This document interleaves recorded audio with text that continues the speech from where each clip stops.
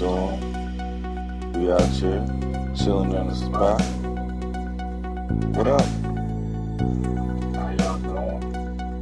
We out here, chilling in the spot. What up? How y'all doing? We out here, chilling in the spot. What up? How y'all doing? We out here, chilling in the spot. What up? Hey, what's going on, y'all? Brothers Breaking Bread podcast in the house. Hey! We'll have a little pop-up. Have everybody over. It'll be good. Yeah, let's make it happen. Let's not just talk about it. This is a beautiful thing, man. Just all this blackness, and we all just getting together, we playing dominoes, we eating, we drinking. And, you know, food is always just the extra, man. They deprive these people of their basic human rights. You know, and we call ourselves Americans. We're supposed to be above all this. They'll fake the crisis. They'll make it seem way out of proportion. We brothers, we breaking bread. How y'all doing? We out here, chilling in the spot. What up? Trying to hold it all together, man. Life is moving fast right now, man. So it's good to have everybody come through. I love that, man. I love it a lot. More than I could say to you guys. Because once again, the police has failed to protect us like they say they was going to do. Us as a community, we're not going to protect ourselves, but if we don't have anyone to protect us, then this is what you get. You get riots. You got people out here going crazy. We losing loved ones every day to the people that's sworn in to protect us. It's not us. It's the police. This the madness that they spark up. This is what they encourage. This is what they provoke. This is what you get out of you taking a loved one from someone. This is what you get. You get a lot of people that's hurt, and they can't vent the right way. They can't no longer depend on the police to be here to protect us like they say they gonna do. So this is what you get. And no, it's not gonna end today. I can't tell you it's gonna end tomorrow. I don't know when it's gonna end. But it's for y'all to start. We're not the ones that's killing us. Y'all killing us. We can't make a change if y'all don't change. Hey, before we get into it, though, I ain't gonna lie, man. First time I saw this shit, though, I teared up a little bit, man, to see a young man. So you can hear the rage, you can hear that. Man, you hear the fear in his damn voice. Fear, the rage. He feels like he has no outlet. He has nowhere to go to. The authority figures that he's probably been, taught to trust. He feels he can't trust. It's a lot. We're going to get into it, man, but I just wanted to put out, man, the first time I heard this shit, I teared up a little bit, man, because it's like, I hope I have 5 boys. I mean, even my daughter, too, but, we talking about a young man here. I got 5 boys, man, and I hope they never, ever feel and sound like this young man feels and sounds, man. It's just crazy. You know what that remind me of? What's up? Remember the Titans? Yeah. When old boy said, attitude reflects leadership. Remember that? Like, you want us to act right. I mean, but how you not demonstrating to us how we should act? You know what I'm saying? And I mean, I know we'll get into all this. This probably shouldn't be a political issue, but I think indirectly, I think the Trump administration has just taken these shits like shit that I don't know, man. You know what? I don't want to blame the Trump administration. I don't like this riot might have happened, might not have happened if it was Obama. We had some bullshit that happened under Obama. COVID-19 would have happened whether Obama was in office or Trump was in office. But I just feel like that shit gets taken up a fucking level, 2 levels, 3 levels, because of the rhetoric that he puts out there, man, and the fucking vitriol. I feel like this shit's more divided than ever. And so, what he say? Hey, you don't have to be so careful. Don't put your hands on top of their heads when you put them in the car. Go ahead and, back when I was there, we would have roughed them up. Rough them up a little bit. He said that shit in front of the world, my nigga. He is giving the police the permission to feel that way, man. Yes. And he just said when the looting starts, the shooting starts, man. Yes, just said that shit, what I mean? man. He just said that. Wasn't that? I was that bullshit earlier, man. And wasn't that George Wallace that said that before too? Earlier, and that came from the sheriff of Miami back in during the civil rights movement. George Wallace. Was it George Wallace? No, George Wallace was the governor of Alabama. They probably both said it. I forget who said it, but yeah, you're right. You're right. and it was word for word, bro. Not the whole statement, but that part of the statement, word for word. You know what I'm saying? With what this sheriff. I've seen it giving credit to the Miami mayor, but I also saw one that gave it credit to George Wallace as well. And I'm saying you probably don't want to be associated with either of those examples. I did. They was on the wrong side of history. Trump don't give a fuck about this. Not at all. So I mean, I don't know. You know, we talked about this stair stepper Sebastian, who may not know what's going on in the world. So what we talking about, man? We talking about this young man. So days after George Floyd was murdered by the Minneapolis Police Department, that's where that video came from. This young man being videoed. But previous to that, George Floyd, I guess I can't get it clear. I don't know if it was a bad check or a counterfeit bill at the store owner. It was a counterfeit bill. It was like two stories that were floating around. But anyway, so basically they thought this man passed bad currency to pay for some shit at the store. The store owner calls the police. The police arrive. Of course, they give their tale that he resisted arrest and all this other shit. But video shows that he wasn't resisting. Fast forward to there are two cops on his legs and one cop who was on his his head neck area. And basically, George dies the same way as who's the brother? I can't breathe. Eric Gardner. Thank y'all. Basically dies and has the same fate as that brother, saying that he can't breathe and he's fighting for his life, and he dies in police custody over a fucking in handcuffs over a fucking $20 bill. Basically, fucking arrested, dude. I'm gonna let y'all say what y'all gotta say, and then I gotta speak on this shit. And I mean, if you ain't seen the video, you can go see the video. It'll be in the show notes. Don't need to play it. But the biggest thing to me is the look on that motherfucker's face as he has his knee on this man's fucking neck, as he's telling him, I can't fucking breathe. There's no concern. There's no worry about safety. And then you got his two fucking homeboys holding this man's legs down, looking the other way, and basically fucking whistling. No, one of them's on his fucking back. Well, I'm saying one's on the leg, one on the back. But I'm saying, one's on his legs, but one's on his back. So you know he's getting his chest constricted by the man on his back. Right. And then you got the other man. His windpipe is fucking restricted because he got somebody on his neck. Yeah, so Officer Cohen is on his neck. Yeah, so basically, I bring that up to say is, where the fuck are the good police at that y'all keep telling me about? Where are they? And then the Asian dude, the Asian police officer, is standing out there telling everybody to get off the block. So you've got a crowd of people who are filming this. And they've come from across the street because they have videos from the opposite angle. They came across the street where they were already doing it, came onto a sidewalk on the side of the car to continue to plead for them to get off this man's neck, repeatedly saying you are killing him.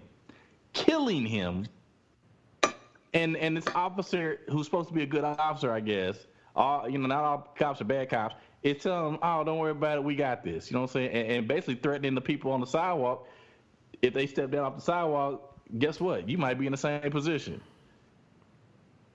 Man. Hey, but hold on. Plot twist though. These motherfuckers talking about they don't know who he is. Plot twist though. The motherfucker that got his knee on this nigga's neck worked with this motherfucker as an off-duty cop, security guard at a club for a year or so, but claimed he didn't know this man. I don't know. I read that. What's crazy, and you do a little digging into the officer that had his knee on this poor man's neck. He's been the subject of internal investigations that date back to 2008. He's had 18 separate complaints, with the way he handles his police work. And not only that, he's been a part of racially charged cases dating back to the early 2000s. So this man is no stranger to dealing heavy-handedly with African Americans. So this is not just a one-time thing that this guy was doing. And I found that to be kind of glaring. I was like, come on now, like, and now they're talking about, well, he knew this gentleman before, and they've worked together. So I wonder what the story behind that is. It's interesting. I know everybody, they breathing. I hear a lot of breathing, but it's. That's me. And this was crazy though, right? We've been getting. I feel like I'm in Tekken, dog, and I'm getting hit with a motherfucking 10-hit combo, bruh. Breonna Taylor, Aubrey, this man, dog. And let's go back to the next year, man. It just seems like we just getting fucked up. We getting killed, man. Like I said on Twitter, dog. Niggas is tired, and I'm tired. Breaking news. Dateline, Minneapolis, Minnesota. The wife of a fired and now charged officer has filed for divorce and sends her condolences to the family. Just but hold on. That nigga's an all-around asshole. He been fucking up at home. But hold on though. Is she divorcing him because this shit too much? Because like Sam brought up, dog, this nigga been fucking up for a minute. He been fucking niggas up for a hot minute. I think this is just kind of last straw at this point. I think this is the bottom line. Yeah. Nah, I think it is. Go ahead. Well, the reason why is just being associated with him is like your life hope type thing. Yeah. And the like, reason why it's the bottom line is because it's public. One at a time, fellas. James, go ahead, man. No, I'm saying that just being associated with this dude at this point is like your life is over. You're gonna be harassed, and correct. People are gonna. So whether she's doing it because it's the last straw, or she's really upset about this particular thing, or just because she does not want to be associated with this guy anymore, I'm not surprised she's taking off. Zed, what you got, man? So I'm not going to make any judgment on her character, but Yeah. Zed, what you got on them? I was just saying because it's public. You know what I'm saying? Obviously, I don't know her motivations. I can't. You know what I'm saying? I'm speculating, of course. But if she's been, and I don't even know whether they've been married the whole time that he's been a police officer, and all these other issues, all these other situations have come up. But if this wasn't public, I would, I would question, whether or not she would leave him. You know what I'm saying? If it wasn't as big a deal, if riots wasn't breaking out, if everybody hadn't, seen it on their phones, on their TVs. Same way with, I think Roger was saying about, you feel like we've been getting hit with a 10 combo, 10 punch combo. You know what I'm saying? On Tekken or some shit. Once again, man, it's because the shit's public. This has been going on. This ain't nothing new. You know what I'm saying? We all know this. We all know this, but now the shit is being documented. You know what I'm saying? Motherfuckers can't just tell a lie. You know what I'm saying? Oh, he was whistling at a white woman, or you know what I'm saying? Some bullshit. You know what I'm saying? So, it's bringing the shit. It's actually it's a horrible thing, but it's bringing the shit to the forefront because the shit needs to be dealt with however it needs to be dealt with. As a man who has gone through a strained marriage, and I'm not the only one on this podcast right now who's done that. See, it's never one thing. Yeah. Right. And so the timing of it is probably because this went public. But I'm not going to sit here and say this woman left this man because she's embarrassed that he got into this fuckery. Okay. I'm going to say that may be the timing, the reason why she did it today. But, I mean, it's never one thing. He's in a surrounding crowd while he was getting filmed and didn't give a fuck. Yeah, he's an asshole. That nigga's an asshole. He gave zero fucks. He gave no fucks. And so you know what he's doing at home. So that doesn't surprise me at all that his wife want to leave because the nigga's obviously an asshole. Yeah, I mean, that's a good point. And, yeah, I agree with that. I agree with that fully, Joe. And the wife ain't about the wife anyway. It's about this month. Like I said, man, that's the part... Like, out of all these shits, man, like, even with, There's just all of them, man. You don't get to see the cops' faces when they doing this shit, man. Cause they struggling, they fighting, they overreacting. This motherfucker got his hands in his pocket. He got a hand in his fucking pocket, dog. with his knee on a man's neck, and he's sitting there like he just motherfucking about to like a motherfucking a catcher throwing a signal to the pitcher as they warm up for a baseball game, bruh. Yeah. Just they asked him to move. This nigga reposition himself so he can get a better chokehold on this motherfucker with his knee.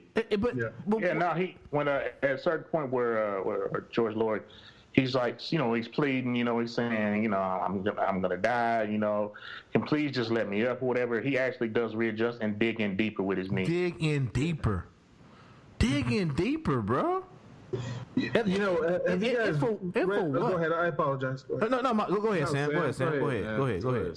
So they came out with the autopsy, and they said, I don't know if you guys kind of read on that. They came out with the autopsy, and they said that George Floyd, the death wasn't caused by asphyxiation or strangulation. So I'm just waiting to see how they're going to spin this.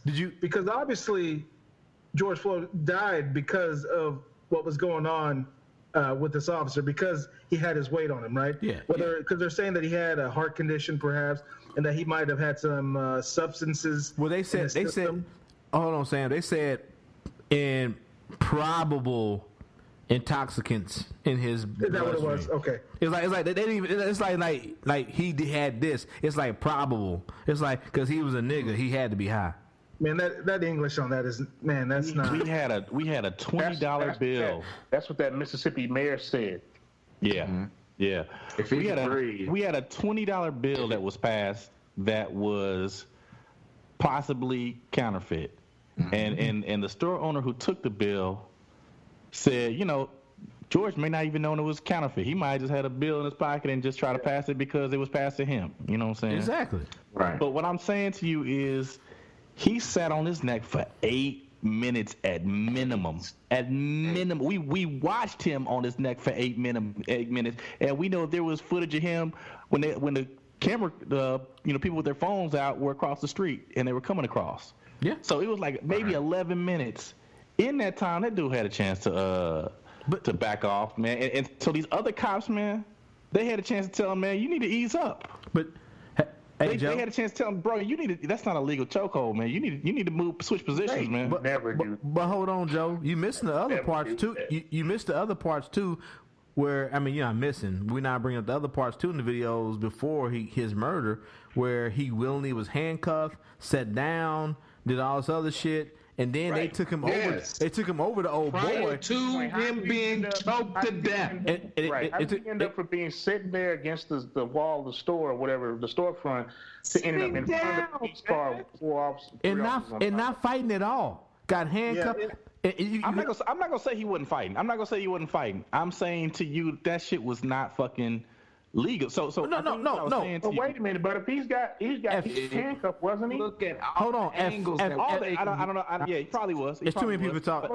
Hold on. So what? How much? I mean, how much is he doing? We don't have the evidence of what he was doing. All I'm saying to you is this: that it is not fucking protocol, from what I understand, to have a man prostrate. So when you talk about the report came back from the lab saying that he didn't die from asphyxiation. He might have had some sort of, we're speculating about whatever drugs or alcohol. Well, that's what they do, though. That's what they do. Well, that's what the fuck they want to do. But why the fuck was he sitting there? Why was he sitting prostrate for 11 minutes, man? 8 or 11 minutes. I get you. Why the fuck didn't they sit him? I've driven down the street several times where niggas been sitting on the curb, sitting up, in handcuffs. Yeah. But you know what I'm saying, waiting to see what's going on. But that's what I'm saying. Over a $20 bill, man. But that's what I'm trying to say, Joe. I'm saying like before, because like in the video the new videos that come out before, when they handcuffed him, set him down, he's sitting there talking.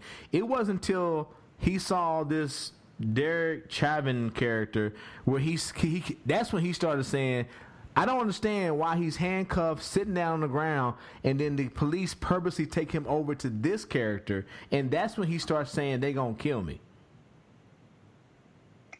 Fucking Chauvin 19. That's who he is. Officer Chauvin 19. Yeah, Chauvin 19. That's that nigga is. Chauvin 19. Yeah. That's when he starts fucking like, hold on. So that's the part that needs to be investigated. Like, what the fuck is their relationship to where when he saw him, that's when he's like, hold the fuck up. What's going on? Because up until then, when the other cop came and got him out of the car, handcuffed him, put the handcuffs on him, and you see him complaining like they tight or whatever, but he's sitting down. He ain't, the nigga's 6'6". He's a big ass man. So, and it was one cop who handcuffed him, controlled him, and set him down. One cop. One. Up until that point in time, until when they took him over to Derek Shive, whatever the fuck his name is, that's when shit got silly, and we need to find out why. Well, you know, they have body cam, but it's been redacted, and they didn't. The police department says we do not have to release this to the public, and they don't legally. They don't have to. Legally, it was redacted, so the story's on there somewhere. And the fact that they haven't released the full footage tells me there's something they don't want the public to. Oh yeah, but I'm saying, but this is bystander, like people who were there. Testimony said, like once they brought him over there, and you know, of course we know people's testimony is whatever. But that's all we got right now. That people said it wasn't until they brought him over there that he started saying they gonna kill me. Well, so the guy, I think I read somewhere, the guy that called the police, the owner of the store, said that there was no struggle. He's like, this guy wasn't trying to resist. I heard that too. I don't know what these cops are talking about. I heard that too. And then there is footage that shows that where he was not struggling, but it's just it's choppy at best. But at the same point in time, though, it's like at what point in time am I resisting or am I fighting because I can't breathe, nigga? Right, you fight for your life. Right, he's just supposed to lay there and die. Breathe. Yeah. I mean, just because he doesn't die of asphyxiation does not mean that being restricting his breathing didn't kill him. It did. See, there's like this thing when cops do this to people, and if it's like they have some kind of underlying condition, well, they say, well, if you weren't, healthy enough to handle our brutality, well, that's on you. Well, I'm here to say that every motherfucker on this podcast probably has an underlying condition. You all consume alcohol. You all probably don't have the proper diet. Your cholesterol might be up. Come on now, don't come at me like that. I'm just saying, bro. I'm just saying, if one of you motherfuckers die by the police, this is what's gonna come. This is what's coming. I already know they're gonna say Roger Winston probably his liver was probably inflamed because this nigga drink too much. It's gonna be all kind of shit. This motherfucker, he some every once in a while he might have a gummy. He might have a little bit of that little bit of them trees. I already know what's coming. It's the gummies that killed him. It's the gummies that killed him, even though he didn't have a gummy for a whole fucking month. It's the gummies that killed this nigga. Right. I will say that during all this that's been going on, it's obviously taken over all sorts of media, all kinds of media. I don't know. I want to know what you guys think. I've never seen a collective effort or a collective feeling that I feel that everyone's mad at this, whether it be white. I mean, obviously you have those people that are like, oh, the looter's this, the looter's that. But I feel even those people are like, well, man, that was kind of fucked up. You know what I mean? Like, I feel like everyone's kind of like, okay, that was foul. Something needs to be done about this. And I've never sensed that before. It's always been a split. You got a point. I think collectively, America's kind of pissed off about this. Yeah, you know what? Because like even my pro cop, always support the cops no matter what. People I know, even they've been like, okay. But hold on, quick. So I saw a couple videos from people who are, veterans or big pro-Trump people who have been, big advocates for, support the blue line and that type of thing. Right. And they have definitely said that this is beyond the pale. This is something that is brutality. These people aren't good cops. You know what I'm saying? So they are good cops, but these four weren't good cops. And so what I'm saying to you is they looked at the people filming and they wanted to blame the filmers. They said, why they ain't do something about it? I have heard that too. So they were supposed to the law enforcement officers, the people who were there to enforce the law, who were there to protect and serve, that have obviously gone off the reservation. They're obviously not listening to you. That are obviously violent and are definitely armed. They were supposed to intervene and stop them from killing this man. That's what do y'all think about that? I think it's the same. It's just bullshit, bro. I don't. It's just bullshit, bro. It's like you still at the same point in time where you're saying yes, these 3-4 cops were wrong, but the citizens were more wrong. They didn't stop the police. So you can never just fully blame the police department. You can never blame the people who are part of the fraternal order of the police. You can never fully blame them because, you should have stopped our rage. It's your fault this man died. First of all, how are you going to stop their rage, their anger, and what they're doing to citizens when 9 out of 10 times the average citizen isn't armed, or isn't thinking about being armed, and you're talking to someone who is armed, who has weapons on their, not only on their persons, but within their reach. To me, I will go. It's not. I don't even think it's about being armed. I think from a very young age, we have all been trained to think that the police. I was raised by police. You know what I'm saying? Both my mom and dad gave their bodies and minds to Kansas City, Missouri, to the Kansas City, Missouri Police Department. So outside of that, and my mama still say fuck the police, but there are. People have been raised from the time you're in elementary school, the fire department, EMT, the police. These are people that you trust. And I think it's hard to break that mindset. I think there's people who are still sitting around that still think one of these good officers is going to stop this. Or going to intervene, exactly. We're trained. I don't see them doing it. It's it's brainwashing, bro. You can't tell me. It's this fucking blue line that they don't cross. But Tim, blue line. Listen to me, bro. Listen to me, bro. If you were there 10 meters, what would you do? What would you do? Say again. If you were there, what would you have done? That's what exactly. I'm not. I know the answer, but I mean, it's just like it's a lose lose. It's lose-lose. It's a lose-lose. It's gonna be the only thing I think they could have done, and they were doing the best thing that they could have done. They used their voice. They used their voice to speak up. They used their camera to document, and they were public about their documentation. Right. If the police had any type of conscience, if they didn't just know that they had this fraternal order that was going to protect their back and prevent them from any harm, you know what I'm saying, they would have backed up. And hopefully now people will know that when I got a camera out and you do this, it could lead to a riot that'll burn down a city, and you're going to lose your job, and there's a big chance you're going to go to jail for manslaughter. But what I'm saying to you, the one thing I think that they could have done, they didn't do, is not tackle the police officer. That would have been stupid.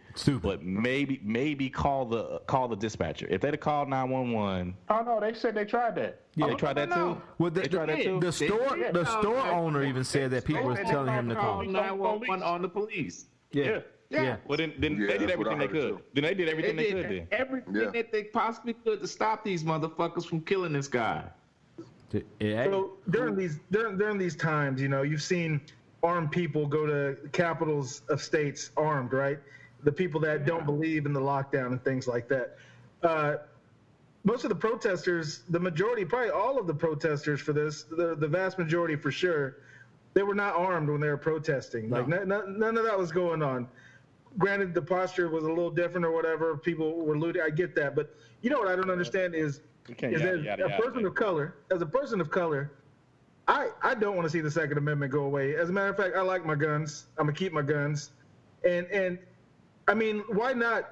Why, as people of color or people that support people of color, why not pick up your guns and go to these places, right? I get it. The 3rd precinct was burned to the ground, but why not change up the posture a little bit? Like, hey, if the right wing conservatives can do it, surely the left-wing liberals could do it too. Pick up your guns. Have you heard the Black Panthers?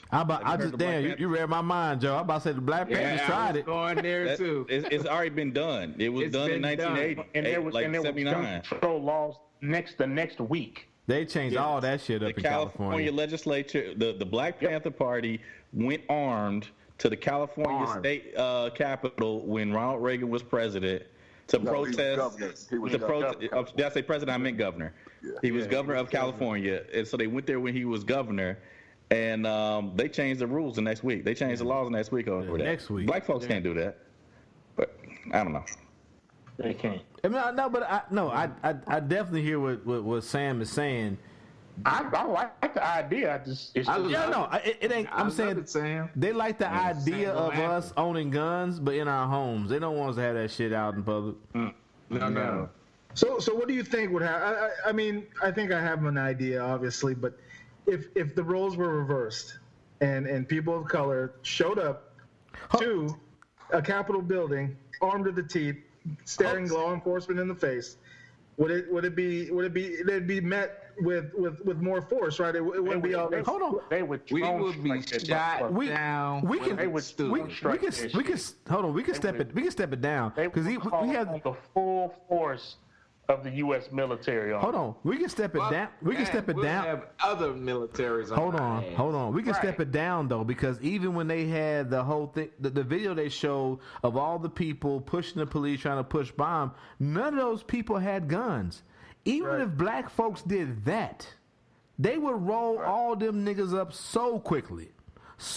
Quickly. Like, and you see that video with all those white people pushing and screaming and yelling. Right. None of them had guns. Could you imagine just five niggas pushing cops, yelling at them in their face? The thing is, man, is that I don't know what would happen, but I know that any fucking thing could happen. Y'all heard of Harper's Ferry? If we was to do that, you know what I'm saying? Y'all heard of Nat Turner? Yeah, exactly.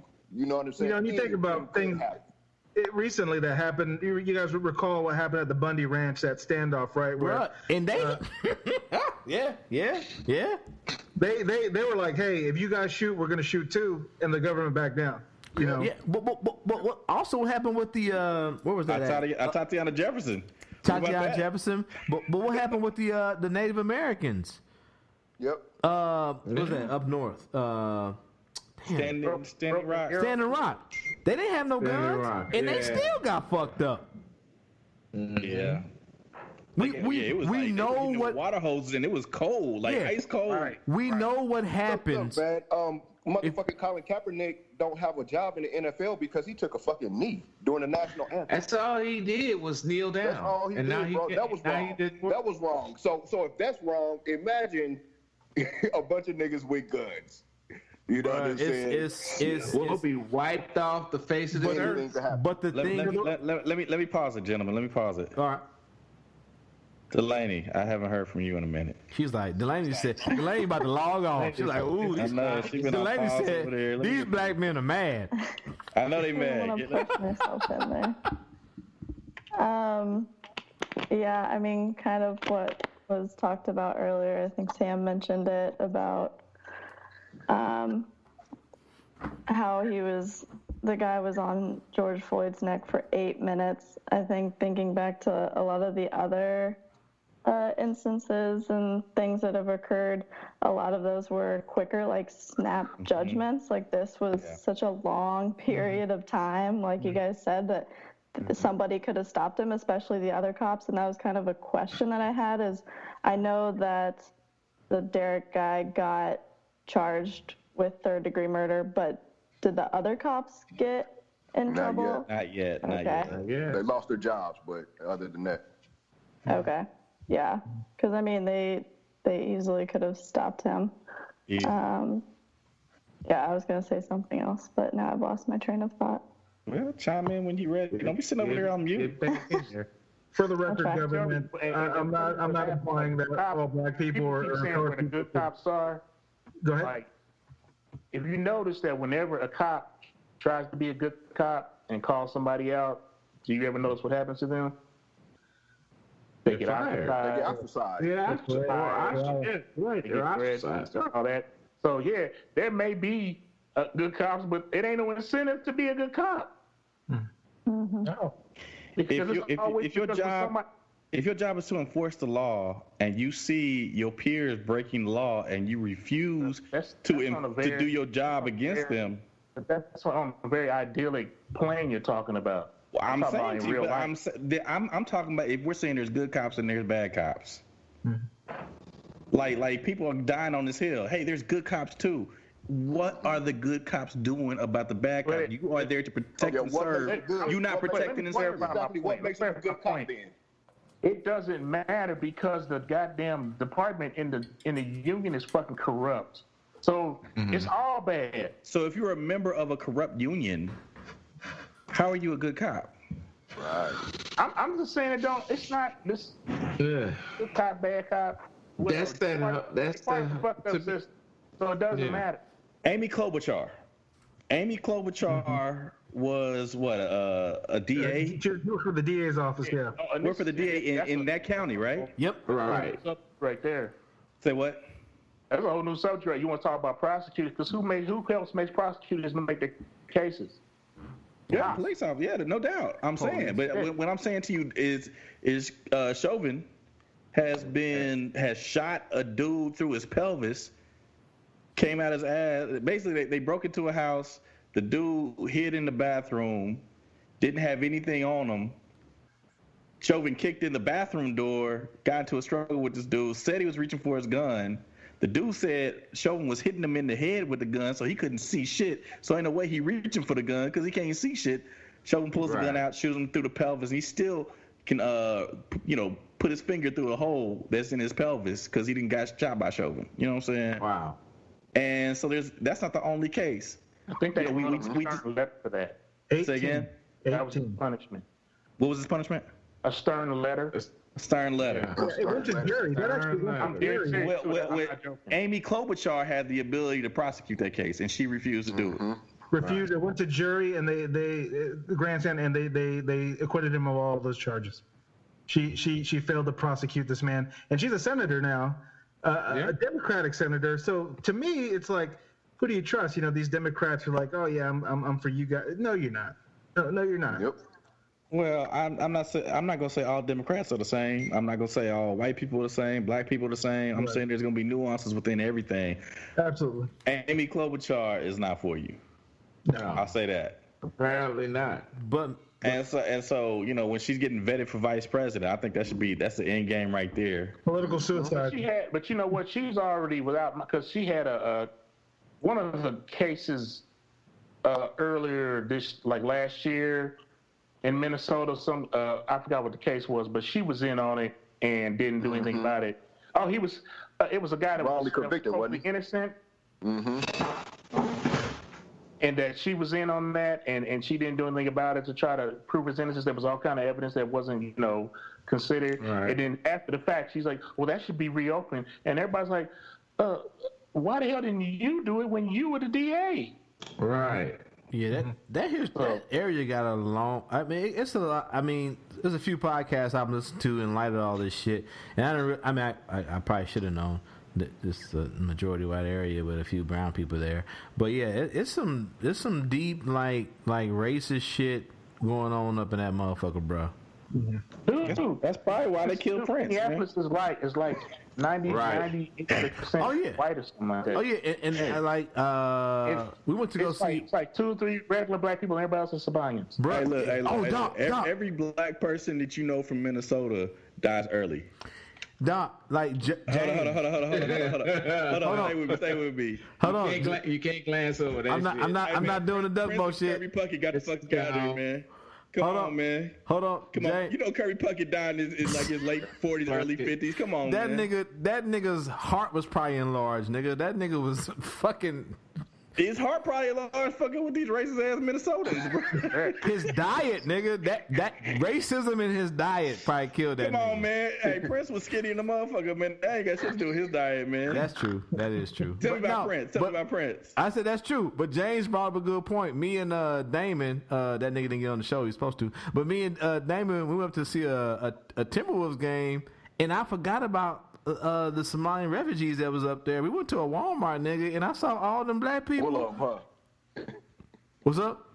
Said it was full up. The Walmart was Hey, full bro, up, I saw all them head wraps and brown faces, nigga. I was like, what the fuck? What's going on? And then I was like, oh yeah, they do have a lot of refugees up there. That's like where most Somalian refugees that come to America go. Yeah, so I forgot all about it, bro. I was there like about that I was during the fucking pandemic. I've been watching Fargo. I feel like they had something about that on Fargo, man. Yeah, dog. But Somalian refugees up there in Minnesota, man. But just imagine forgetting about it and being in that area, and then you see all these brown faces and women and they head wraps and shit. Nigga, I thought I was high and fucked up. I said, how much did we drink before we left the hotel, nigga? All these brown people.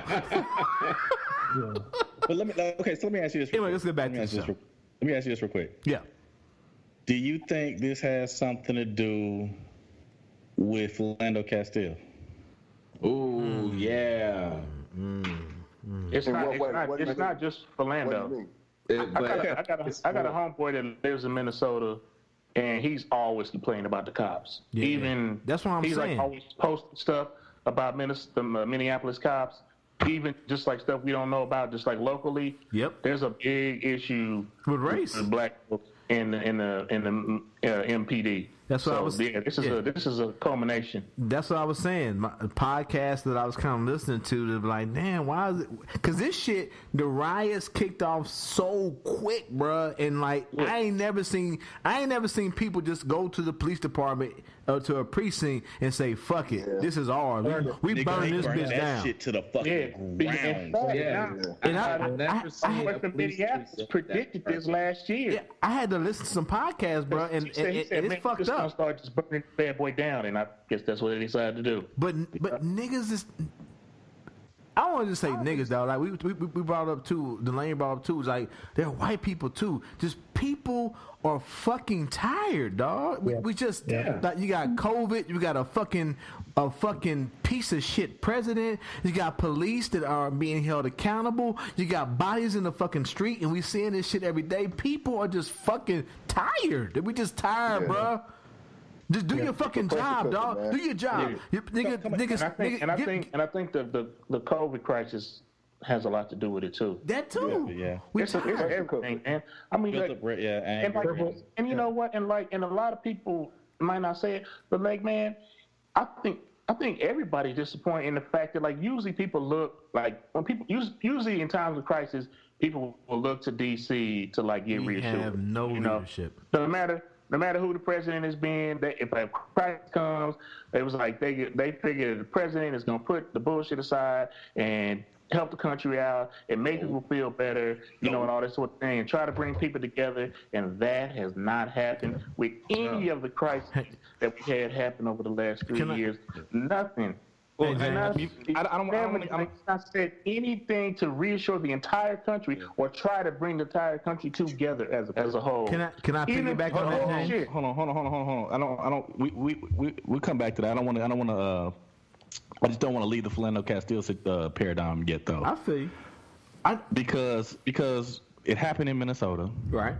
It was what 4 years ago. About 3 years. It was at least 4, maybe 5 years ago. Yeah.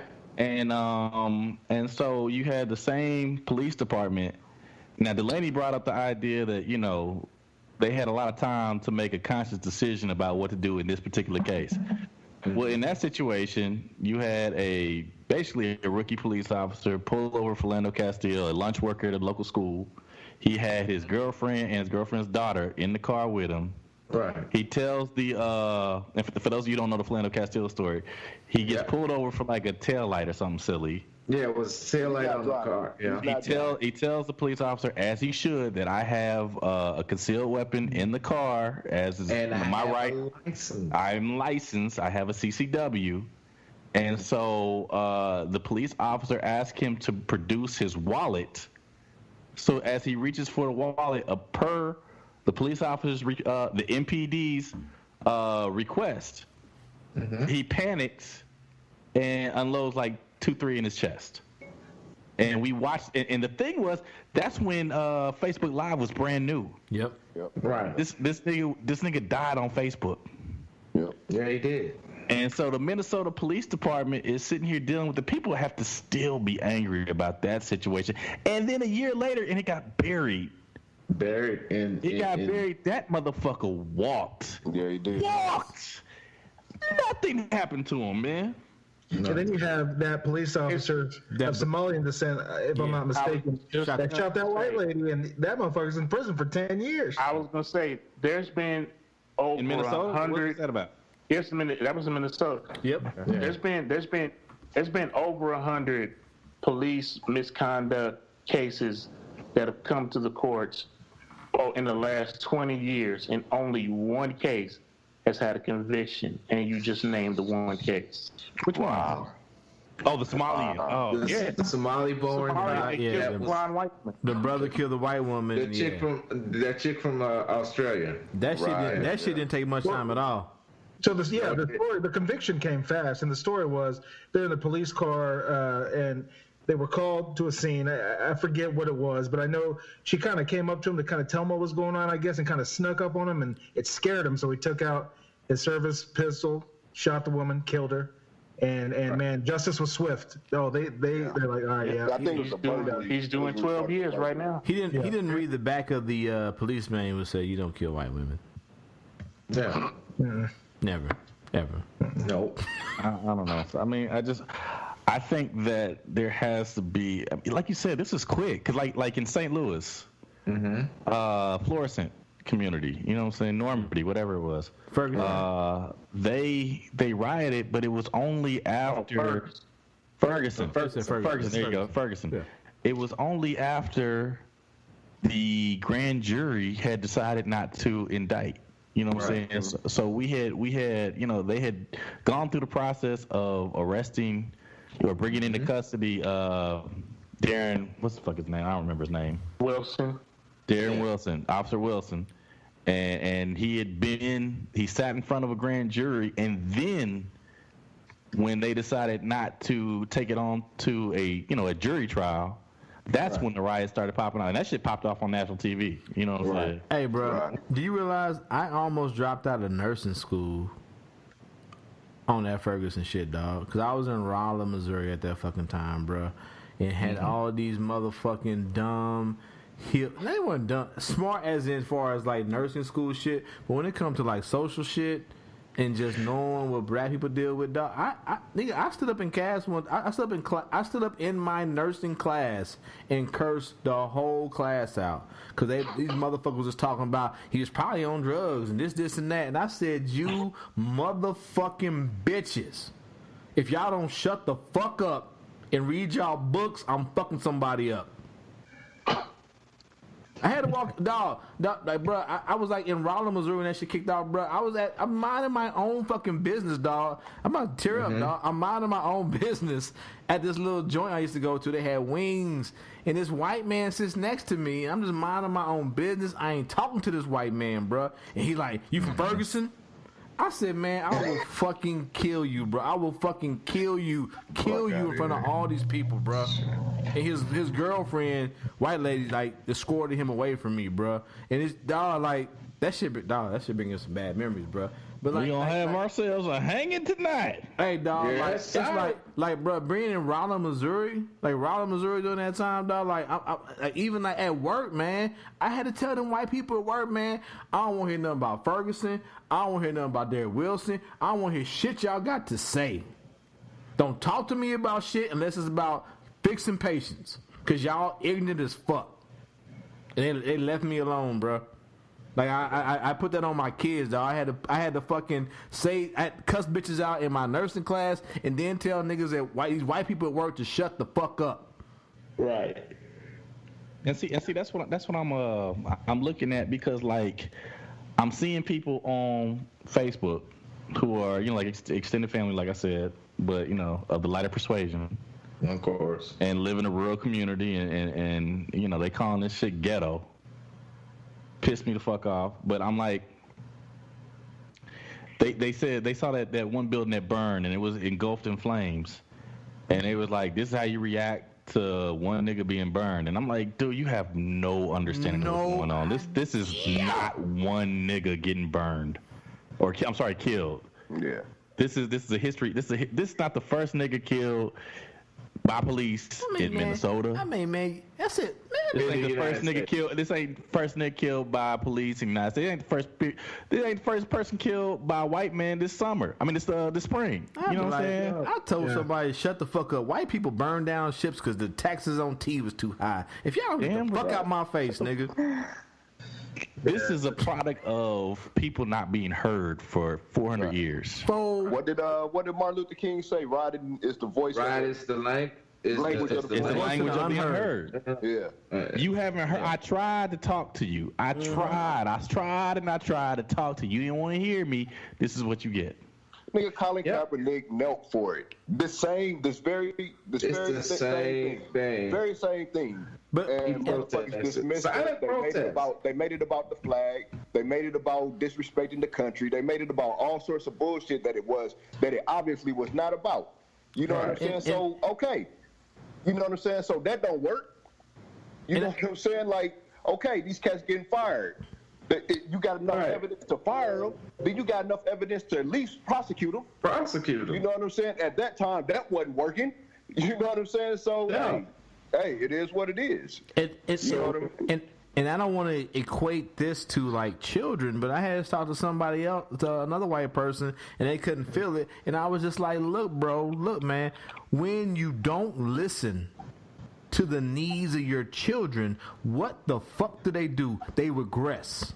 They break shit, all that potty training out the fucking window. They shitting, they pissing on everything, bro. So you're saying black people are children? Fucking attention. And I'm saying, because you want to be heard. And you ain't hearing me, mommy and daddy. So I'm going to break all the shit you bought me. I ain't eating none of the fucking food you cook. And I'm pissing and shitting on everything that you put on me. And he was like, oh, that makes sense. I'm gonna go date the black boy. Take the black boy. I hope your children ain't dating, but you know what I'm saying. But I don't want to equate to that though. But it's like, what do you want me to do? What do you want me to do? You killing my brothers and my sisters in their homes and in they fucking cities. Breaking into my brothers and sisters' homes. You killing us. You killing us on the motherfucking street. Man, I am every motherfucking day. I am scared to go to fucking work. Just to go pay my fucking bills, because I don't know if I'm going to be pulled over for stupid shit, even though all my shit on my car is straight. I don't know if I'm going to be pulled over because I'm black. Hey, dog. I don't know. Hey, dog. When I was to be a security guard, bro, we had a little contract with the federal government. And I think I ran I didn't fully stop at a stop sign. Cop pulled me over, but I was like, I pulled you over. I said I have no idea. Man, I didn't realize that these niggas know, because we got a little contract. He's like, you got a firearm in the vehicle? And I was like, yeah, it's in the trunk. He was like, okay, because I got here that you work with this company. And I was like, nigga, I was scared of the motherfucker. I was like, this nigga, no, I got the gun in the car. Yeah. Oh, yeah. If they had you carrying that Barney Fife gun, I remember. Yeah, dog. Yeah, when I used to be a little nigga. Hold on, dog. You know what? We getting sidetracked, dog. But yeah, they had me working for the fucking IRS, securing a federal building, and I got a 38. Nigga, what? Old 38. Nigga, I got a 38, nigga. I'm like, nigga, we about to die. We had like that TJ Hooker 38. Nigga. Hey, Jay, you talk about nigga minding his business? Let them niggas come in there like some motherfucking Die Hard shit, nigga. They can have all them checks. All them checks, nigga. I'm out the building. Yeah, I forgot you was there doing that little seasonal shit. Cause I just ran into you one day. Yeah. I had the most bullshit gun ever, nigga. Yeah. Anyway, I hate that argument. It's like when they say, well, racism is no longer a thing because you have athletes that are rich, you have actors that are rich. That's a crazy argument. It's like, how ignorant do you have to be to think that it's not a thing? Obviously, if you don't live it, you don't see it every day, then you're not going to acknowledge that something like that is going on. And all throughout American history, it is plain to see that racism has reared its ugly head consistently, and it has never gone anywhere. I mean, you go back even within 100 years to the Tulsa riots in 1921. I mean, black people were they had their own thing going on, right? They were minding their own business. They had their own businesses, and then just because of that, to spite these people because they were doing so well for themselves, mind their own goddamn business, all these white people went into these areas, started fucking looting, rioting, killing people in the fucking streets. I mean, people, and I tell these to people, and they're like, "Oh, I never heard of that, motherfucker." Of course you haven't. They don't teach that to you. They don't teach in fucking schools. Like that's just one example. That happened multiple times throughout this country, throughout our history. Whenever we get to the point where it looks like we don't need them anymore, or we might be doing better than them, then they come for us. Or just you just as an individual think you're better than them. They'll try to put you in your place. Yeah. Like if you try to tell them to put their dog on a leash. Try to put their dog on a leash. Right. Exactly. Right. Fucking exactly. What to do, Blackie. It was separate but equal. But then it was separate but equal. But then it's like, we're gonna integrate, but we're gonna integrate on my fucking terms. So we kind of tiptoeing around. So we brought it up and talked about it, and I think Joe brought up a great question in the chat group as far as like the riots. So the outcome, and do you think they are beneficial? Or I forgot how you worded it, Joe. I don't want to misquote you. Well, okay. I think the question was, I stole this question. There's a Facebook group that specializes in debate. Yeah. Mm-hmm. And so they asked the question. I think will social change ever be brought about? Peaceful. Doesn't have to be violent, basically.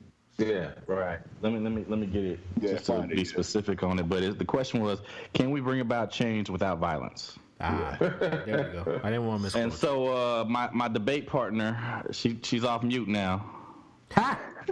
She's ready. I'm gonna let her go ahead and say what she got to say. So you want to talk about the debate question, or you had something to say before that? Sure. Well, I mean, it kind of ties into what I was planning on talking about anyway, but I know I saw it on Facebook, and someone tried to attribute this quote to Ben Franklin, but I was like, I don't think he said that. And I looked it up. He didn't. What are you talking about now? It's justice will not be served until those who are unaffected are as outraged as those who are. Mm-hmm. And I think that super applies to today, because like I was saying earlier, this is the most I've ever seen white people calling out other white people on needing to do more, because that's the problem, is like when you all were talking about, well, like what if black people got guns and went to these state houses and things like that? It's like, unfortunately, I don't see that working, and obviously that would probably end up ending in violence. But when it comes to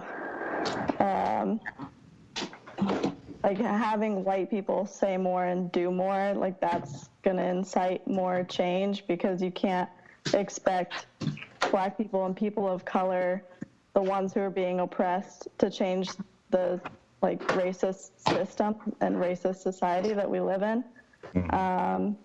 So that's why, like, I think it's important to recognize, like, the mayor of Minneapolis, that Jacob Frey.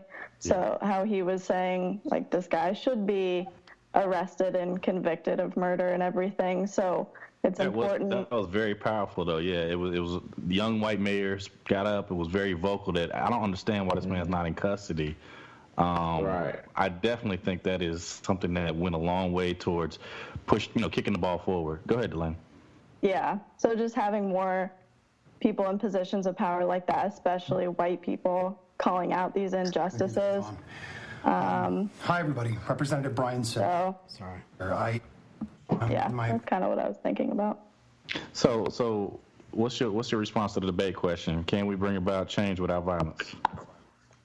I think yes, if more people, like that quote, if all of us who aren't affected by this are as outraged as all the people that have been affected by this for so long, like then that can incite that change, hopefully without violence.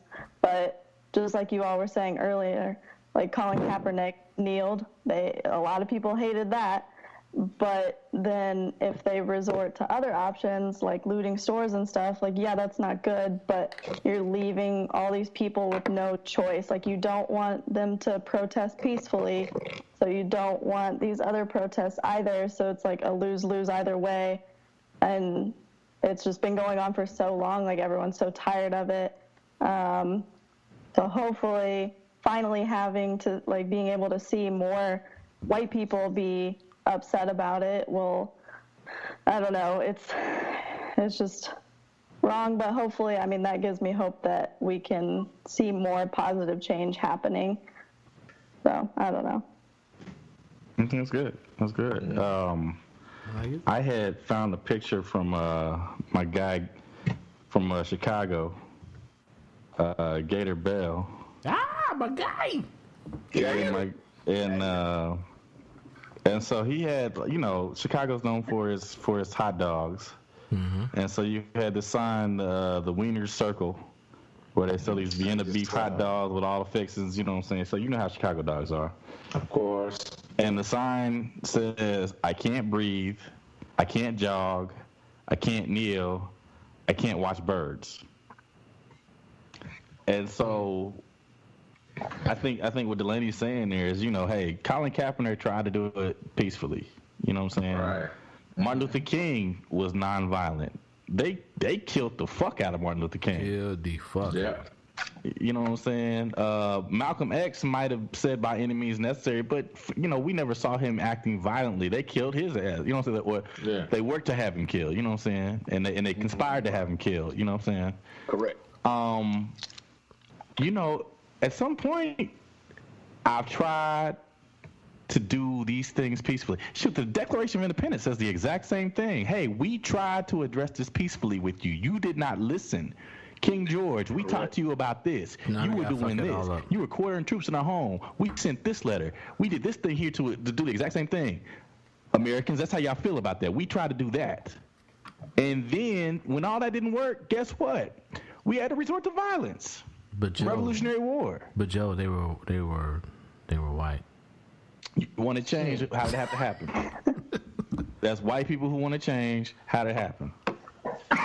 It came down to violence. But everybody forgets about that part, though, right? Everybody forgets about. This is why you brought the history teacher on the show to remind motherfuckers. No, I love it. I love it. But people forget about how much blood is in the fucking soil of this nation. That is the red on the red, white, and blue. How we get the 13th Amendment? How did we end slavery? Blood. I think that ties into the hypocrisy, like I was talking about earlier. It'll be the same people that are saying, "Oh, go back to your country. Where are you from? You're not from here. Most of us aren't from here."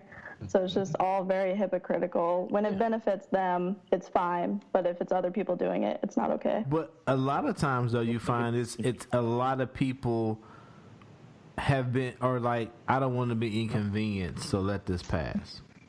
Yeah. Right. Yeah, that too. Now, for the record, also in regards to the debate question, I guess, one could argue that the civil rights movement, the civil rights bill, was achieved mainly through nonviolent action. But it took the deaths of like two powerful individuals. Of course, yeah. Now, one can also argue that nonviolence in one direction. I say nonviolence in one direction. One direction. Yeah, one direction. Yeah. Mm-hmm. But that was the direction that was fighting for the change. You see what I'm saying? I feel you. So and then you also have the example of Mahatma Gandhi, you know, in India, getting the British out of their country, even though it tore the country in half. It did tear the country in half. One direction. In one direction. Once again, one direction. Yeah. Because once again, they were the ones. At Amritsar, hold on, Zeb. At Amritsar, they killed like 1,000 Hindus, bruh. Yes, Like they had them trapped in the courtyard and mowed their ass down with the reason they couldn't get the tanks in there because the passageway was too narrow. They done unleashed tanks on motherfuckers they could have. He would never come on this show, but I wish we could have Lack already come on this show and talk about this shit. As Martin Luther King, he was killed also. You know what I'm saying? Now, I'm not arguing that that violence isn't occurring. What I'm arguing is that the side that's fighting for the change, there are examples of that fight being mainly fought non-violently. But now that doesn't mean that you're not going to come against violence. You know what I'm saying? And both Gandhi and Martin Luther King were clear about that. You know what I'm saying? They weren't naive about that. But the question said, can we bring about change without violence? It doesn't say, can we bring about change without violence or non-violent tactics. I would say though, there's violence in those situations. Yeah, Emmett Till was violence. Yeah, but I'm saying Swarner Cheney and Goodman was violence. The Ku Klux Klan represented violence. You know what I'm saying? So maybe that wasn't us holding hands and getting on. Shoot, look at the fucking Freedom Riders. That's violence. Violence. But can we bring up? So we may have not professed in a lot of situations that we wanted to be violent, but violence was taking place, and it may have been coming back against. And then there were several people who said, you know what? Fuck this. You know what I'm saying? But I'm trying to think. But can we bring up? I was thinking, Kwame and Ture. What was his name before he became Kwame Ture? Stokely Carmichael. Carmichael was yeah. And basically said, "No, I'm done with this Black Power." You know what I'm saying? There were the Panthers also. They got tired of the non-violence thing because it got them so far. It wasn't gonna get them over the hill, man. And I've always argued. I argue with my professors. I said, look. I believe it's a two-pronged thing. You can't have one without the other. You can't have a non-violent movement without the threat of violence. But can we bring up a point though? Can we bring up a point though that like, yeah, the Civil Rights Bill got passed, but here we are still talking about niggas being killed by the state. Right. Mm-hmm. But there was change. I mean, subtle change, but there was change, and you can't deny that. You can't. I don't deny that. I don't deny there was change, but it's not true. But even when the bill was passed, though, what was the change though? When the bill was passed by the feds, state to state, what was the actual change? Yeah, which bill? Obviously, just the Civil Rights Bill. The Civil Rights Bill. Obviously, just because the president signs a piece of paper doesn't change people's actions. Right. No, I feel. You know what I'm saying? That's just naive. Yeah, I'm not trying to be the case. I'm not trying to debate you, Pim. No, I feel you. I feel that a bill was passed, but it's like yeah, there has been change, but I feel like with all this shit coming, and maybe it's just social media and cameras and iPhones, in the fucking fucktard that's in the White House, it just feels like we're digressing right now. That's what it feels like to me, and I just feel lost and hopeless. Well, I think we're at the tipping point, man. I agree with that. Got ourselves to the tipping point, and I think either we're gonna fall backwards, or we're going to see real change. But I still think from my point of view, I still think that progress is being made because. If you go online, people will show you who they are online because they're not in front of you, so they'll say exactly what's on their mind. I think that there are a pretty large majority of people that are defend what African Americans and people of color are trying to do. Like they're like, no, that's bullshit. Racism is bullshit, and I believe that. I know that the platform is kind of empty, right? Because you're just saying this. But you're not on social media, but you're not actually doing anything. But I think if there's a time for change, I think this is the perfect environment for it because I think people are a lot more open-minded than they used to be. Obviously, it's a lot more attainable now than it ever was like in the 1960s where the majority of whites were like, no, they're the black people, right? But now, I think for the most part, people have a pretty open mind. But what needs to happen is a catalyst for change, right? We don't know what that catalyst is. And to Delaney's point, I agree. I don't think it's violence. Obviously, when I said, hey, well, what do you think will happen if you go to a Capitol building with guns, but instead of being conservatives, it's people of color? That was a hypothetical, okay? But I know that violence is not the answer. But I think the environment now is ready. But Sam, I think it is necessary. But hold on. It's necessary. But hold on. Let's go back to Sam's point though. But why is it? I don't think you were inferring that. But why is it if brown or black people, whoever, show up to a Capitol house with guns, why is the inference to there will be violence? Why can't I just show up with my gun like white people did? But that's what I was trying to say. Exactly. No, but that's what I said. That's what you were trying to infer. But I think that the society that we're in, because like niggas show up in protests with no guns, no nothing, and automatically it's rioters and looters and whatever. But same reason why when you cross the streets, that's the same reason why when you cross the street they lock the door. The same reason why when you get in the elevator they clutch their purse. You know what I'm saying? There's just a perception. I think, and that's been propagated over the centuries. You know what I'm saying? But here's my thing. Go ahead. You say to me that violence is not the answer, and I'm not saying that violence is the answer. I'm not out here saying that people should go riot. I'm saying to you that it's a two-pronged thing. It wasn't just Martin Luther King out there. While Martin Luther King was saying nonviolent, Malcolm X was saying by any means that's a pretty good MLK impression. Nice, no, I like that. I've been working on it for most of my life, bro. I feel you.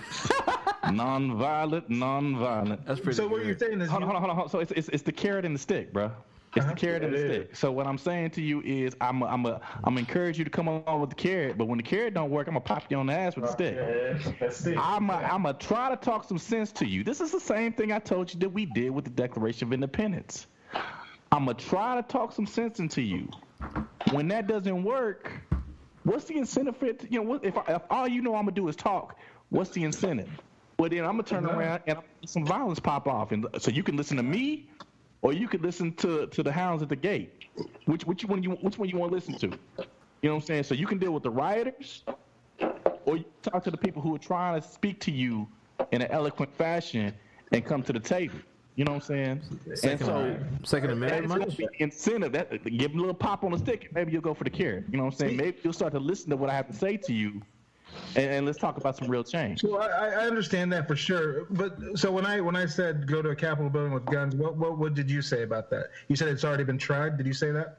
Yeah. Yes. So then what's the answer? What kind of violence are we talking about here? What do we need to do? I'm just curious. Right. They burnt down a police station. Yeah. And you know what? The anger that was directed at police station, absolutely. When they did that, I'm like, good. They're going after the fucking people that did this. It is. But I don't know. I don't know. It just seems weird. It's a area of every state. There's the hood. There's black people there. Of every state, nobody gives a fuck about the hood. Everybody avoids the hood. Nobody want to go to the hood. Nobody want to go to be around black people. Nobody want black people in their area. But as soon as a nigga breaks a window because they upset, now all of a sudden, why they gonna do that to their neighborhoods? Why they gonna do that to the hood? And the hood don't belong to black people. Don't none of that. A lot of black people, they don't own none of that shit. It's a fucking Target. And when you find out that the Target was trying to close because it might just be fake news, false reporting, but no one has disputed it. That niggas are trying to go there to get milk so they can fucking neutralize the fucking tear gas. Shit, yeah, hell yeah. Who knows? I don't know. It might be real. It might not be. I don't give a fuck. Target don't care about the fucking hood. Last time I checked, ain't no Targets in the fucking hood. Is it black people? I don't know. But we yeah, black people. Targets in the hood. And here's the thing: I don't want black people to burn down their neighborhoods. I don't want black people to do this and that. But what else do we have? The camera crews don't come there when we lying dead in the streets. unless we can provide enough evidence for you to come there, and unless we can provide a person who happens to be above par to meet your necessary agreement to say, okay, this person is a necessary life that shouldn't be killed by the police. What else we got? If you want change, and we know this, so we're talking about, I think Delaney brought this up. She said that she hasn't seen this many white people who have been willing to engage in the battle and have the discussion. Mm-hmm. And hopefully they're seeing that because, they're engaged in that because they're seeing wrong and they've been educated and they've seen enough of these videos and they've been engaged enough in these discussions to know, hey, wrong is wrong and we need to do something about it. But there's still a reluctant minority who is basically saying, no, this, blue line, and we're going to back these people up no matter what. The way to get those folks to change their mind is to hit them in their pockets. Yeah. The Montgomery bus boycott, what they do? They hit them in the pockets. Right. You know what I'm saying? So when you start seeing your capital investments burn down to the ground because police officers are not doing their job and they're blatantly harming black people, maybe that's the time civic leaders will stand up and say, you know what? Let's talk to the police departments. Something's got to change because you can't have my shit burning down because you're not doing your goddamn job. Could you please not have your knee on a black man's neck? That's a great point. Didn't the University of Minnesota cancel all their police security contracts? They did. Yes, they did. And that's probably quite a bit of money. Hit them in the pockets. Yeah. Hit them in the pockets. Yeah. I don't know, but I don't know. It's just all crazy. That's the only way you're gonna do it. If you want something non-violent, that's the only way you're gonna do it non-violently. Money. Other than that, it's gonna be bullshit, and it's gonna have to be a collective of a large collective of people. It can't just be black people. It's gotta be both. I'm telling you, it's gotta be both. It's gotta be both. It has to be both. And that's both. It's gonna have to be everybody that believes that there needs to be the change is gonna have to come together and make the change. And it's gonna be blood, and everybody ain't gonna get to see it. But that's the only way it's gonna happen. But this is a prime time to be able to do it in terms of reach and organization, that sort of thing. Man, with this internet and with social media, the Arab Spring, how do you think they were able to pull that off? So because they were putting together Facebook groups and all that sort of thing and organizing and hitting the streets, and nobody knew what was going on before there was 10,000 people there because they all did it, in these secrets, so it can be done. Man, but hey, the revolution will not be televised. It's gonna be on your phone. Let's see, you've been conditioned to despise and be suspicious of each other on so many different levels that I don't see how we're gonna come together to do it. Because man, we mad because somebody else got Jordans on and we don't.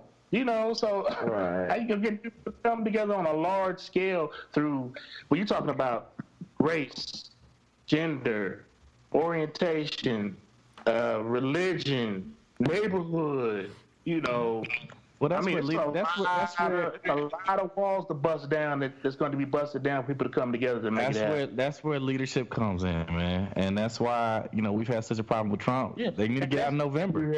No, you really want to know why Martin Luther King was killed? That's why he was killed, because he went beyond just civil rights for black people, and he organized the Poor People's Campaign, and he said, if you are poor in this country, I don't care what color you are, you come to Washington, and we're gonna get something done. And that and the Vietnam thing, that's really he was in Memphis organizing the garbage workers. The garbage worker protester, You know what I'm saying? So he was out here telling them to go on strike. Hey, poor people need to stand up for themselves. And when you start talking about we talking about their money. Yeah. You trying to organize? You trying to get a labor movement to make me have to pay you more per hour? No. Conditions? No. And like I said, it's got to be people. It's more people that can say they're poor in this country than almost anything else. Yep. That you want to talk about. Besides just being a human being, but being poor. But a lot of the numbers don't lie. But according to Fox News, if you got a microwave, you're not poor. I mean, if you don't look, all I know is this. If you don't vote for Joe Biden, you're not black, man. That's all I'm saying. But last time I checked, though, we don't fuck with niggas who tiptoe around fucking with Trump. Also. Say what now? Last time I checked, we don't tiptoe around niggas who kind of like tiptoe around fucking with Trump. Cause that's what he was saying in that question, right, to Joe Biden. I don't know if you talking about that's what Charlemagne said? Yeah, in the interview.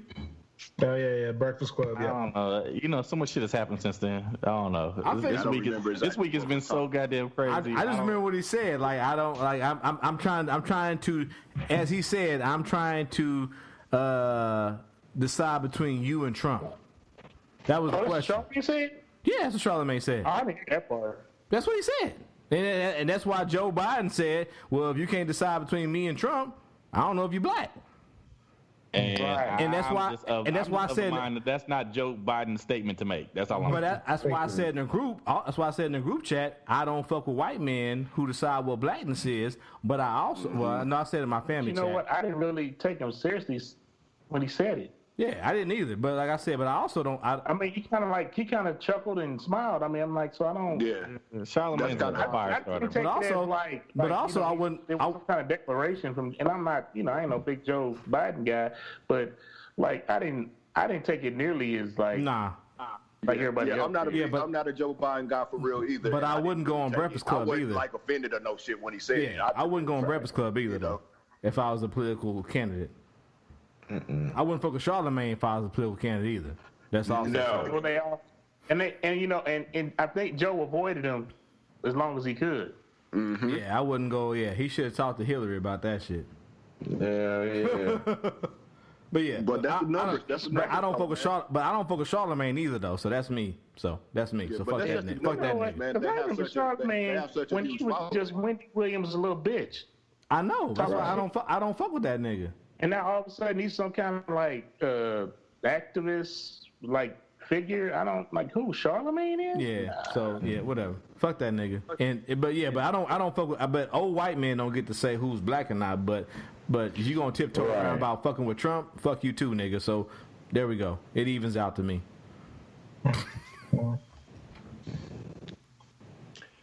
Yeah, I don't think he said that though. I don't think he was inferring that it was a choice between Biden and Trump. I think he was saying that he wasn't sure that he was going to vote for Biden, but by any means he wasn't going to vote for Trump. You know what I mean? So just to Hey, I stand by that wholeheartedly, man. To be accurate about the shit. I stand by that wholeheartedly, man. Hey, man, if you want me to come off the sideline, you need to give me some incentive. Yeah. I'm not voting for you because I'm black. Yeah. Fuck that shit. Yeah, and he asked Joe Biden directly, point blank, like, what is your agenda for black people? Right. You know what I'm saying?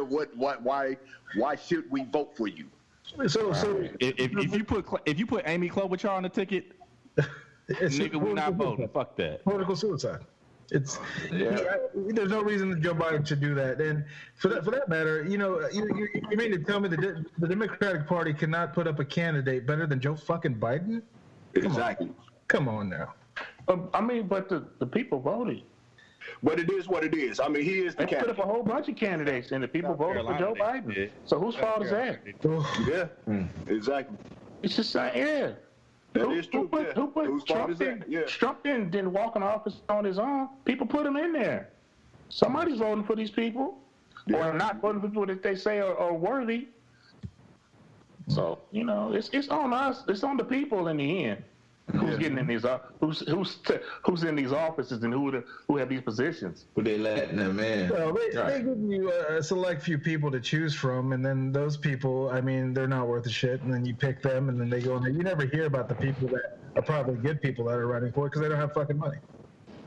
Yeah, but what he's also saying is that we had a chance. We had a chance to vote for Bernie Sanders. This is all part of what you know what I'm saying? Bernie Sanders was the top 2 candidate. He was the top candidate for a good stretch of the time. You know what I'm saying? But like you said, it's the people. You can't really see around that. You know what I'm saying? Yeah. Unfortunately, it has to be that way. But yeah, you're absolutely right. Hey, we're gonna hit up the. We talked about the congresswoman that got the payoffs, right? Mm-hmm. Are we gonna hit? I thought we touched on it, didn't we?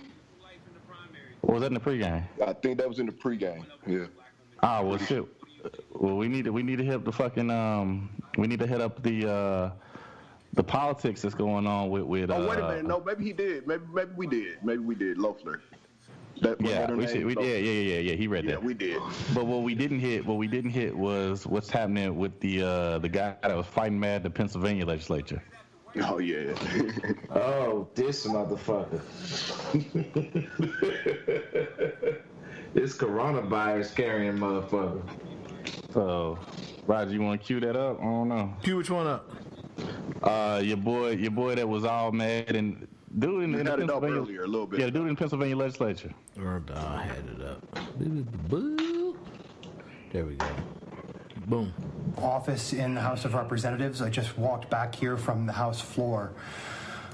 Today has been one of those kinds of days where I hope in the years to come, the decades to come after I finish serving in elected office, that I hope I'm able to sort of put out of my memory.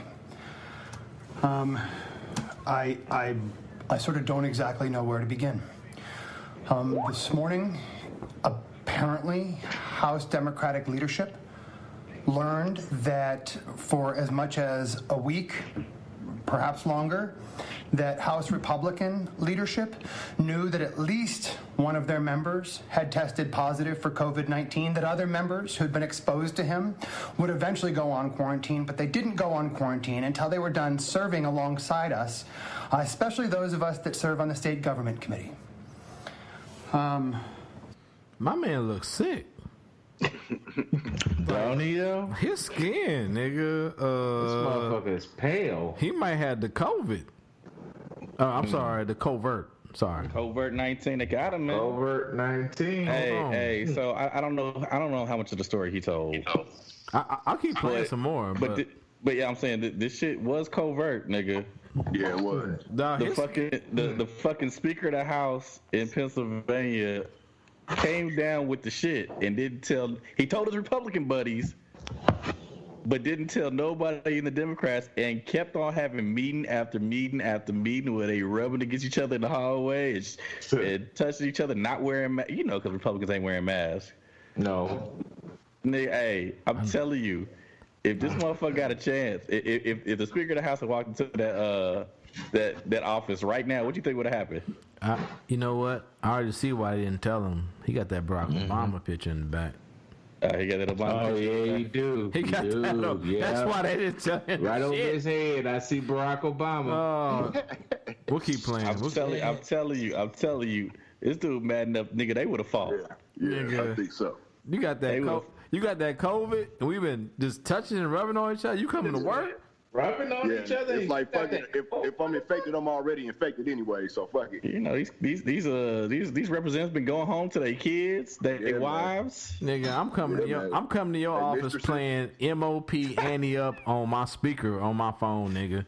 Annie Up, now get that shit. Annie Up. That fool. Hey, dog, nigga, they gonna be like, ooh, what is that? Them niggas sound real aggressive. Hold on, here we go. Today had to jump on a call with the Secretary of Health to figure out if it was safe for us to go back to our families. I'm in a building right now surrounded by members that can't go see their kids, that are having to call their husbands, having to call their wives, and saying, honey, I might have exposed you and everybody I love in this world because one of my colleagues tested positive, but he was protecting his family, but not protecting mine, and Republican leadership protected him. I want a full-blown investigation by the Secretary of Health. I need to know if it's safe for us to be back in this building. This building needs to be scrubbed top to bottom. Holy shit. I can't believe that this is happening to me at work today. I cannot believe that this is what we are going through. People... Hold on, dog. You know what? Nigga, they would have fought. Nigga, if he'd have walked in that office right now, nigga, they would have fucking fought. Hold on, dog. I got... It'd have been Charles Sumner shit. Charles Sumner, nigga, they beat his ass with a cane, nigga. I forgot. The craziest shit I heard today, though, was... like, it wasn't that bear, though, dog. It wasn't the white man trying to kill a bear in its own enclosure. I had someone today who played this and said, I can't believe his language. Man, nigga... What? That's the only language that makes sense. That's the only language that makes sense. I forgot about that. I forgot about that. That's the craziest shit I heard today. Was like, I can't believe his language. I said, nigga, bitch, what? What are you talking about? But Trump can go out there and say, tell that son of a bitch to get off his knees. Get off the field. Whatever. Yeah. Shut up and go play ball. I said, bring your ass to work with me and knowing that you infected. You ain't gotta worry about just hearing bitch or shit.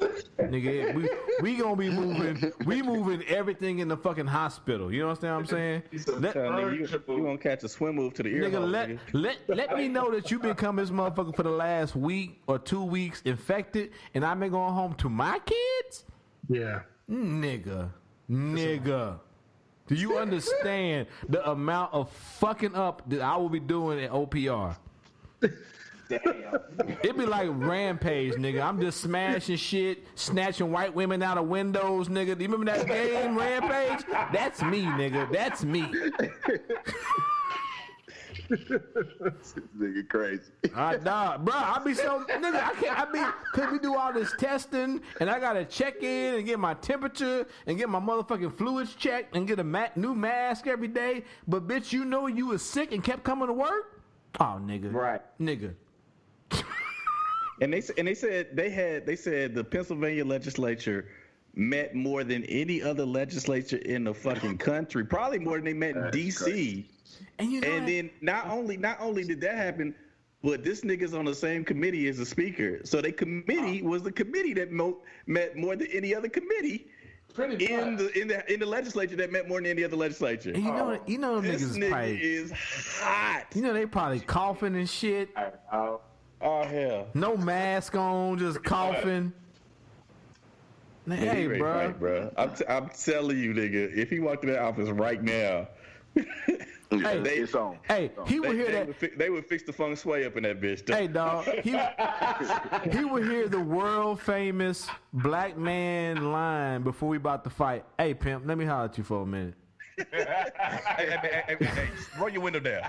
Hey, that's the talk to you. Roll your window down. To our listeners out there, if a black man rolls up on you and says, "Hey, pimp, let me holler at you for a minute," you might get fucked up. There's an 80% chance that you about to get punched in the face. That's the day. No doubt. 80% chance, nigga. The day. 20% chance that you about to get hemmed up in a corner and choked. So either way, there's going to be physical violence. Yes. Gonna be some laying on of the hands. Laying of the hands, nigga, and we not praying for you either. Yeah, we ain't praying. Dog, I can't even, nigga. What is the world, nigga? Fuck it, dog. Fuck it. The earth just needs to get pushed into the sun, dog. Just push the earth to the sun.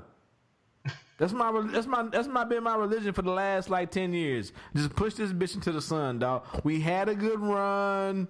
We did well. We built some buildings. We went to the moon. It's time, nigga. We done. Humanity is done. Push this bitch into the sun. An asteroid needs to come. I don't know if a big ass golden boot like Thanos' gauntlet, whatever, nigga. We need to go. We done. Just for everybody out there, I don't subscribe to that. That's fine. You don't have to, dog. You don't have to. Everybody didn't convert to Christianity at first either, dog. But like the religion is the asteroid, the God asteroid religion, dog. Just nigga, we done. We had a good run, dog. It's been good. The one cats that cut off their dicks and shit, right? Huh? What's that one coat where they castrated themselves? Oh, the little purple moon. The niggas that had the purple suits. I don't remember what it was called. Out in San Francisco, yeah. They thought no spaceship to come. Yeah, they thought a UFO. No, there's no saving. No, these niggas thought they was gonna get saved and snatched up. No. There's no saving. We all have to go. We had a good run. It's like we are the new dinosaurs, my nigga. You not hearing what I'm saying? Ain't no UFOs, ain't no higher plane, ain't no going to escape, ain't no new technology. We done. Yeah. What Jones say, Jeff?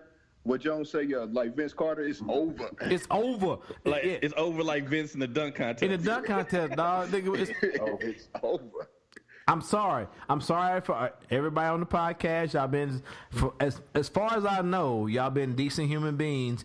But the majority of us been fucking up, so we got to reset everything. Sorry. Yes.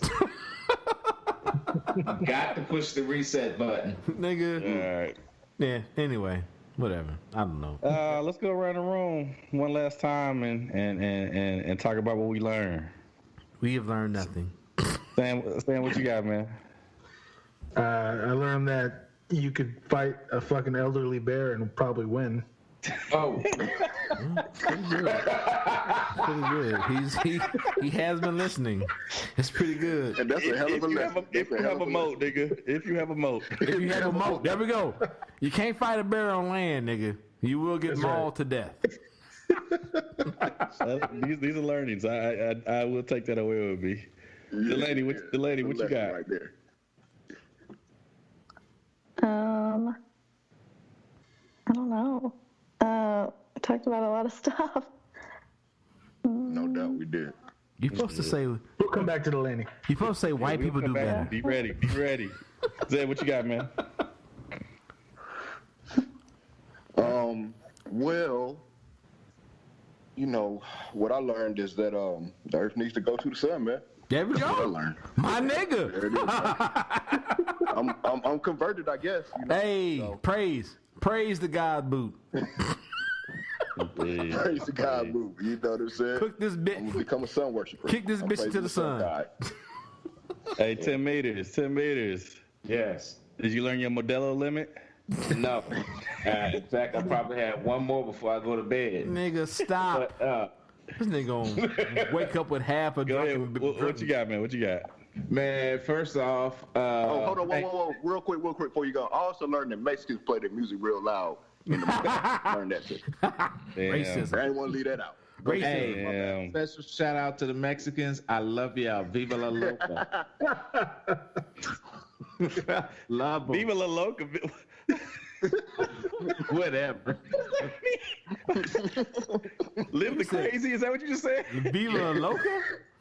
Living la vida loca, nigga? What? Yeah. Viva la loca. Viva loca. Nigga, put the Modelos down. Nigga, lay down, nigga. Lay down.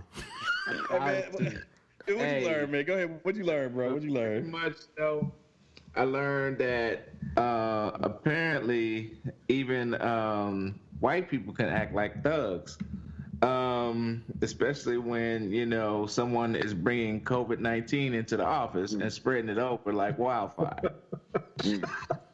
White people could be as thuggerish as we can be. That's pretty good. That's pretty is good. what I learned. Delaney, you ready? Sure. I learned that you can be courteous and say, ladies first, but you can't be friends. Throwback to the last podcast I was on. I like it. Bullshit. Damn. That's what I'm talking about, Delaney. Tap dance on this nigga's grave.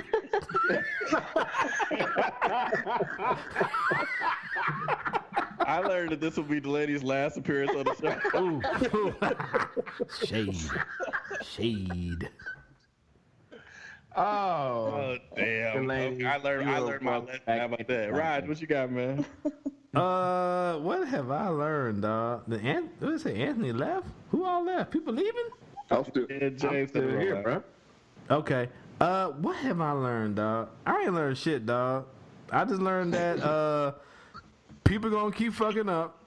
Niggas gonna have to burn this shit down once again. And we need to kick the fucking earth into the sun. It's time, brother. And it's not nothing I learned. That's what I believe. But no. You already came in with that. I came with that. Yeah. What I have learned and what I continue to know is that you have to have a group of friends that you can talk to, because if not, you will be slapping motherfuckers at work. So I appreciate y'all for that, because this past week I have come close to slapping motherfuckers at work. I'm serious. A podcast on you, bro. Huh? Y'all would be doing on Roger. Like, goddamn, this nigga Rogers he slapped a doctor and a nurse at work. Goddamn. At the same time. And then pulled his dick out as the police took him to You know what? You know what? My bad. Back it up. I have learned that Overland Park does not have paddy wagons. If they do, I have not seen them. Think about it. Interesting. Okay.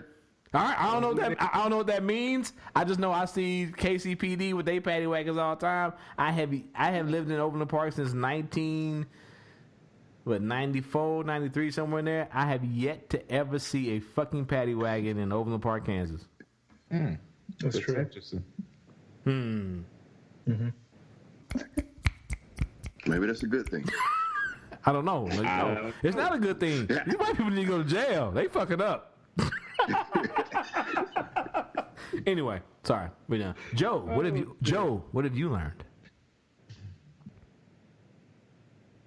Man, I don't know. I was kind of struck by the question I asked Delaney. I just assumed that what we call him, stair stepper Sebastian. Yeah. Just didn't pay attention, and she told me that they pay attention. They just don't give a fuck. They don't. Right. I agree. Karen with Delaney. gonna Karen. You know what I'm saying? I agree with Delaney. So the white silence. White silence. Yeah, that's That's something we got to continue to work to overcome, and I think that's why we gathered today on the podcast to, hopefully educate some people. So, and I've been out here fighting these battles on Facebook because, if I don't do it, who's gonna do it? True that. Somebody gonna be wrong on Facebook, and I ain't gonna be there to answer. Set them straight. So I need to be vigilant. Right. Or be like Roger and just unfriend a nigga. That's what I did too. Fuck that shit. I like to argue too much. Fuck that. I'm just so. I know we leaving, but I'm just so done, dog. This motherfucker was talking about how Trump is so good for the economy and all this shit, and how Barack Obama handed him the fucking stock exchange. It was at 19,000 points, and now it's at 23. I said, nigga, Obama got the stock when he took over. It was at below 8,000, my nigga. Yes. He handed it over at 19. That means he doubled it. If you don't suck my dick from the back and shut the fuck up.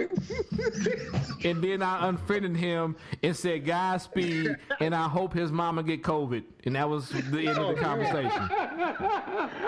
Nigga, I'm done. I'm literally done, dog. I'm at my wit's end. I can't do it no more, dog. Anyway, okay. Sorry. Yeah, honestly, I'm gonna have to take a break from social media here pretty soon for a good few weeks. I'm getting tired of all the bullshit, all the same posts. Yeah. Just I'm sick of it. Yeah. I'm with you, man. I'm with you. Yeah. That's why I don't deal with it already. I feel I just checked for y'all posts. I checked for the nigga, you so drunk. You so drunk, nigga. This nigga eyelids so together, nigga. No, you so close to the camera, nigga. You so close to the camera. I'm so damn drunk.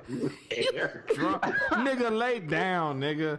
Okay, we gotta go. Man, what you been doing for real? Y'all still keep going, man. We still recording. This nigga drinking. Y'all stop recording before I lay down. This nigga drinking no Delos, nigga, not Modelos. Cool, nigga. go lay down.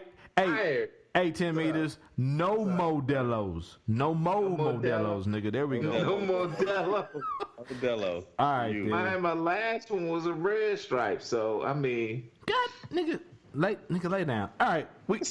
Hey, stop. All right, hey. Ladies first. Delaney, Soldier. Hey, we have both the brothers of Doom in this motherfucker. Joe, James in this motherfucker. 10 meters. Brothers of Doom have united. Shout out to our homie Sam for hopping on. Hopefully come back, bro. Always invited. Appreciate it. Yes, sir. I am the KC Stork. Never fucking miss a moment to break bread with your brothers and sisters, Delaney. We out.